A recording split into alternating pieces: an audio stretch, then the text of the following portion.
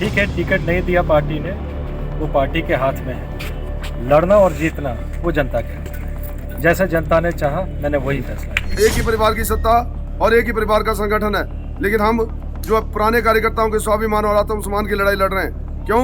क्योंकि हम भी जन आंदोलनों से निकले हुए हैं। धर्मशाला विधानसभा से आजाद प्रत्याशी के रूप में मैं नामांकन भरने जा रहा हूँ।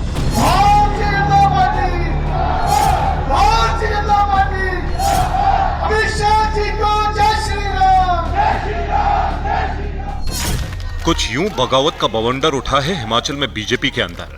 अपनों के सामने अपने खड़े हैं और ऐसे नेताओं की तादाद कोई एक दो नहीं है बल्कि 22 है। इसी सियासी विद्रोह की सुनामी को शांत करने के लिए खुद अमित शाह मैदान में उतर चुके हैं।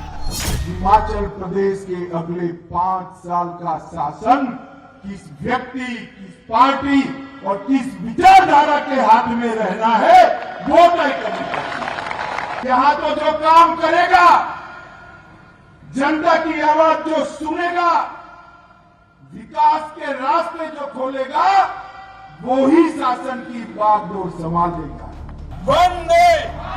पहाड़ की सरकार को बरकरार रख नई लकीर खींचने के लिए कुछ यूं हिमाचल में गरज रहे हैं अमित शाह। भारद्वाज जी को जिताओगे? तेवर तल्ख है, लहजा सख्त है, टारगेट पर कांग्रेस है और शिमला के सत्ता सेंटर में फिर से कमल खिलाने के लिए प्रतिबद्ध है। इसके लिए ताबड़तोड़ रैलियां कर रहे हैं, बागियों को साथ कर विरोधियों पर प्रहार कर रहे हैं। राणा जी ने बता ही दिया, कांग्रेस पार्टी एक डूबता जहाज है। ये पार्टी में राष्ट्रीय स्तर पर मां बेटे के अलावा कोई दिखाई पड़ता है? और हिमाचल में भी मां बेटे के अलावा कोई दिखाई पड़ता है? इनको मालूम ही नहीं है, जरा भी मालूम नहीं है कि राजा रानी का जमाना चला गया भाई, लोकतंत्र आ गया है। भारत माता की, भारत माता की। हमीरपुर से लेकर सोलन वाया धर्मशाला तक एक दिन में 3-3 जनसभाएं यूं ही नहीं कर रहे हैं भगवा पार्टी के चाणक्य। ये उनकी उस रणनीति का हिस्सा है जिसकी लकीर अमित शाह ने दिल्ली में बैठकर खींची है। सुबह सुबह मैदान में उतरने से पहले शिमला की सर्द रात में अमित शाह ने लंबी चौड़ी बैठक की, कार्यकर्ताओं को दोबारा सत्ता में वापसी का मंत्र दिया। अमित शाह ने 2 स्तरीय बैठक की, एक बड़ी बैठक जिसमें हिमाचल कोर ग्रुप और शिमला जोन के प्रमुख नेता शामिल हुए, दूसरी बैठक जिसमें केंद्रीय नेतृत्व और हिमाचल कोर ग्रुप के नेता मौजूद थे। बैठक में सूबे के तमाम कद्दावर नेता मौजूद थे। सूत्रों के मुताबिक अमित शाह ने पूरी आक्रामकता के साथ चुनाव युद्ध लड़ने के लिए कहा है। बताया जा रहा है कि गुजरात के तर्ज पर ही हिमाचल का चुनाव लड़ने के लिए अहम टिप्स दिए।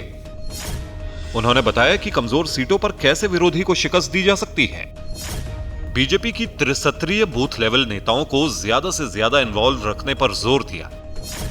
अमित शाह ने हिमाचल के नेताओं से कहा कि पार्टी के कैंपेन को अब नेक्स्ट फेज में ले जाने का समय आ गया है। बैठक में अमित शाह का सबसे ज्यादा फोकस उन बागियों पर था जो बीजेपी के लिए सिरदर्द बने हुए हैं, जिन्होंने पार्टी के खिलाफ बगावत कर दी है। बगावत के बवंडर से बचाकर बीजेपी के किले को सुरक्षित रखने के लिए अमित शाह ने महीन रणनीति बनाई है। उन्होंने साफ, सरल, स्पष्ट शब्दों में कहा है कि बागियों के खिलाफ 0% टॉलरेंस के साथ आक्रामक और मुखर होकर लड़ना है। बागी नेताओं की चुनौती को कम करने के लिए गृह मंत्री ने बूथ लेवल पर बल देने का सुझाव दिया। शिमला संसदीय क्षेत्र के जिला और मंडल अध्यक्षों की बैठक में गृह मंत्री ने निर्देश दिया कि मिशन रिपीट के लिए सभी दिन रात एक कर लें। विजय मंत्र देने के लिए बैठने से पहले भी अमित शाह ने 3-3 रैलियां की थी। अमित शाह 6 और 7 नवंबर को फिर से 3-3 रैलियां करेंगे। पार्टी की पूरी फौज उतरने वाली है। 5 और 9 नवंबर को प्रधानमंत्री नरेंद्र मोदी की 2-2 सभाएं होंगी। योगी आदित्यनाथ का फोकस भी हिमाचल पर है। बीजेपी अध्यक्ष जेपी नड्डा और केंद्रीय मंत्री अनुराग ठाकुर लगातार हिमाचल में ही हैं, क्योंकि डर के सेंटर वो बागी हैं और अमित शाह जानते हैं कि पहाड़ में सीटों का दायरा छोटा छोटा होता है। छोटा सा अंतर भी जीत हार की दिशा बदल सकता है। ऊपर से ये कि हिमाचल प्रदेश में सत्ताधारी पार्टी दोबारा लौटती नहीं है। यही वजह है कि अमित शाह ने पहाड़ पर दोबारा सरकार बनाने के लिए पूरी ताकत झोंक दी है।